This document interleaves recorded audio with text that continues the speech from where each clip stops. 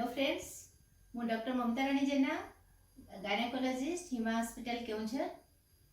आज गोटे बहुत important topic polycystic ovarian syndrome बा पीसीओडी विषय रे डिस्कशन करिबी।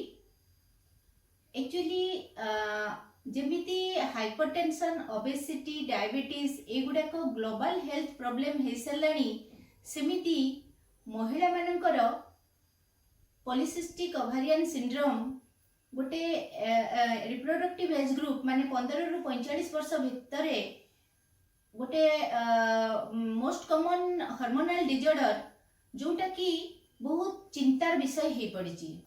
विश्व रे प्रति 10 जन महिला मध्यरु जणे आ भारत रे प्रति 5 जन महिला मध्यरु जणे ए पीसीओएस रे आक्रांत होइथांती। किंतु आम ओपीडी को जो महिला माने आसंती आइदर किसी सिम्पटम लाइक इनफर्टिलिटी हैला किंबा मेंस्ट्रुअल इरेगुलारिटी हैला, से सब सिम्पटम नहीं कि आसंती। ता भीतर मोर देन 90% पेशेंट पीसीओएस थाए।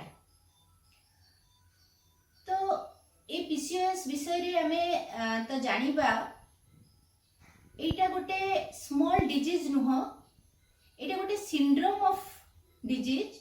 साइमल्टेनियसली बॉडी रो बहुत गुड़ा ऑर्गन को एफेक्टेड करि थाए आउ बहुत गुड़ा साइन सिम्पटम साइमल्टेनियसली देखा जाए।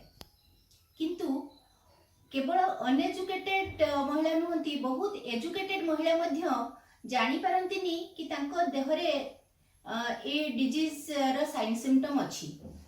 तेनु आमे प्रथमे ए विषय रे एवार हेले डॉक्टर को पाखु जाई परिबु, तांको हमर समस्या विषय रे जणाई परिबु आ तार ट्रीटमेंट करि परिबु।